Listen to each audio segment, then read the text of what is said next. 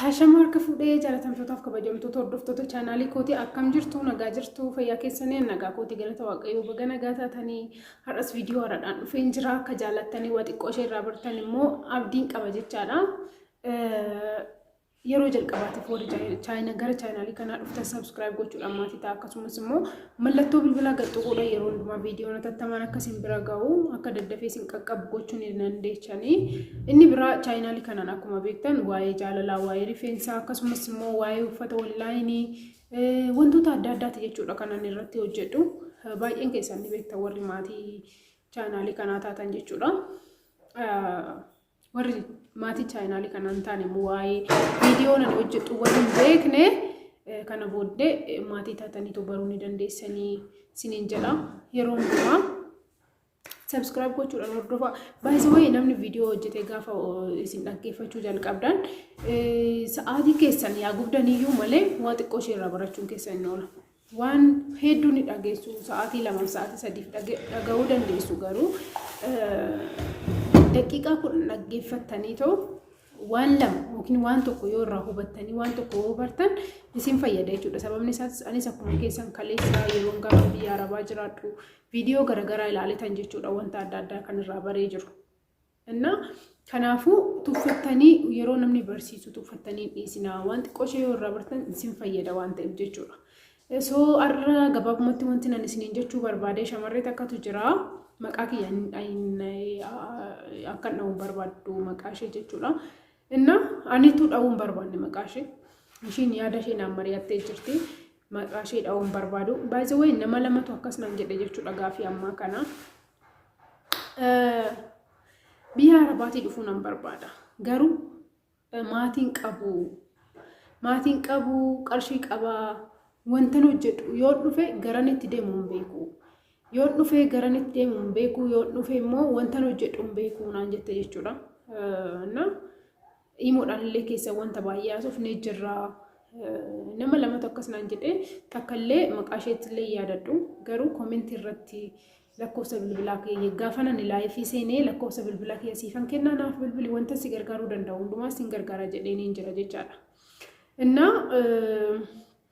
Maalidha warri akkasii kun jechuudha amma fakkeenyaaf ana nama lamatu akkas naan jedhe garuu wanti kun kan qunnamee yookiin immoo namoota hedduu mudatee beekuu danda'a jechuudha. Namni baay'een dhufuu barbaadanii garuu maatii isaanii waan hin qabneef haadha abbaa waan hin qabneef obboleewwan waan hin qabneef nama itti maxxananii jiraatan waan hin qabneef qofa biyya ormaa keessa turuu hin qaban.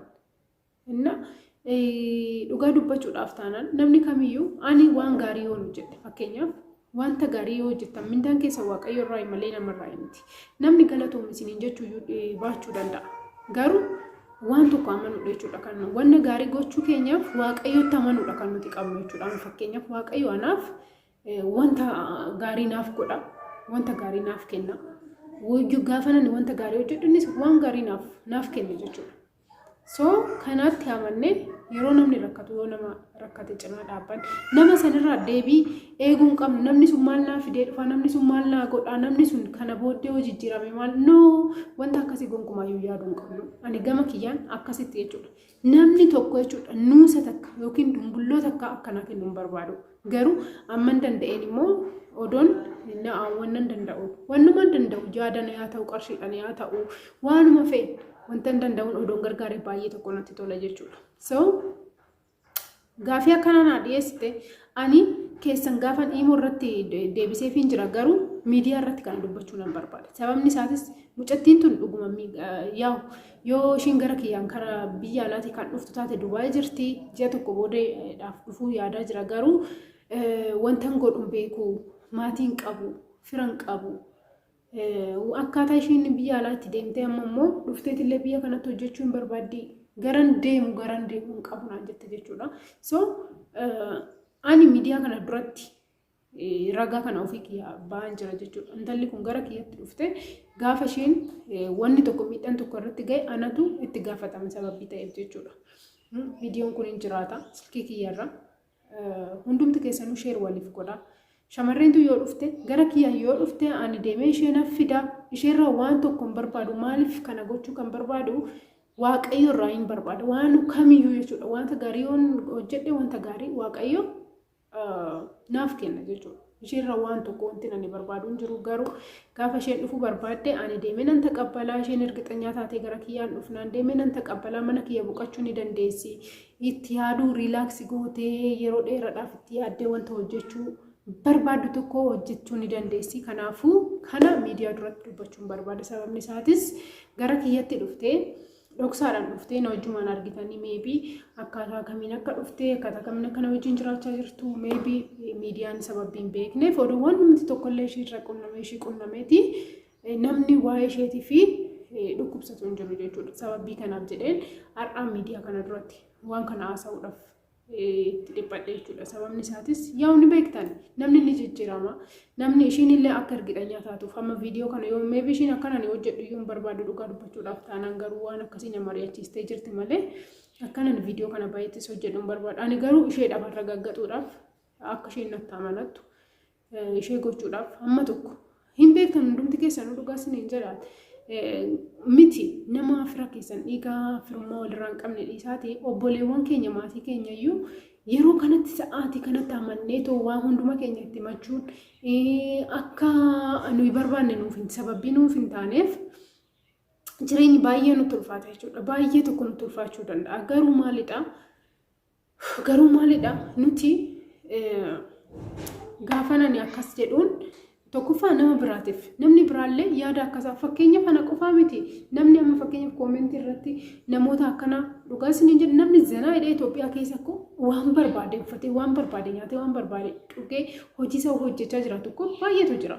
So nama gargaaruudhaaf fedhii akkasii warri qaban hedduutu jira. Namni viidiyoo kana dhaggeeffate no anillee waan akkana hojjechuudhaaf fedhiin qabaa jettanii koomentii irratti barreessuu ni dandeessan. Namoota biyya alaa jiran warra karaa ittiin deemne hin beekne karaa ittiin deemne maatii hin qabne obboleewwan hin qabne nama kufanii hafaniif ofitti qabdanii akka maatiitti ani dhugaa isiniin jedha rabbi nama tokko miti nama 3 4 5 gara kiyyatti yoo dhufe rakkoo hin qabu jechuudha. Sababni isaatis uumaa wanti narraa isaan sababii dhufaniif wanti narraa hir'atu tokko sababii hin jirreef jechuudha. Rakkoo uumaatu hin qabu jedha gama kiyyaan jechuudha. Abbaan feetan yoo nama sin dhugumaa finfinneedhaa dhufee fira sin hin taqabballe nama sin hin taqabballe hin qabaanne naaf bilbila kiyya yeroo baay'ee siniif kenneera. Bilbila kiyya fudhadhaati naaf bilbilaati naa dubbisuu ni dandeessan gara imootiin gara telegiraamitiin gara barbaaddaan maqaan feesbuukiitti kootii walalaa tikkuu jedha. Gara siinillee namoota hedduu gara yuutuubiitiin gara feesbuukii kiyyaatti kan dhufee jiranii namoonni yeroo jalqaba gaafa yuutuubii jalqabeeti amma kanatti gwaaddanyaa kiyya ta'anii jiranii dhugaa isiniin jedha. Yeroo tokko namni waan akkana nama mari'achiisuu isaatiif baay'ee tokko itti gammada. Sababni isaatis ani bakka nama tokko ta'ee nama gargaaruu danda'uu kootti baay'ee tokko hin gammada. Dhugaa isiniin jedha ani shamarreen tun gara kiyyatti dhuftee osoo ishii gargaaruu danda'eeti baay'ee tokko natti tola. እና yeroo baay'ee sammuu keessantu sin boqota waan akkasii yoo hojjettan jechuudha. እና kanaafuu firii taatee dhufuu ni dandeessa sin jedha. Miidiyaa kiyyaa fuula miidiyaa kiyyaa duratti waan kana dubbadheera. Akka mana keetiitti ilaaluu ni dandeessa. Amma hojii kee argattee amma taragaaggaatee itti yaaddee boqattee waan feetaatu wanti tokko hin jiru. Maatiin hin jiru ni beektu hundi keessan maatii baay'ee hin qabnu.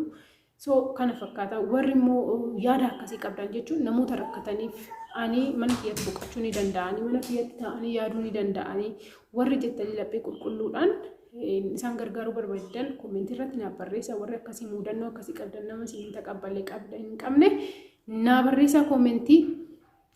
So yeroo jalqabaatiif gara chaayinaali kanaa warri dhuftan immoo subscribe gochuudhaan maatii ta'a viidiyoo hedduu wanni isinirraa barattan jiraachuu danda'a waan ta'eef ilaalaa. Nagaan naaf turaa sinan jaaladha sinan kabajaa turtii gaarii hunduma keessaniif chaawu viidiyoo kiyyaarraa kana fakkaata ture jechuudha.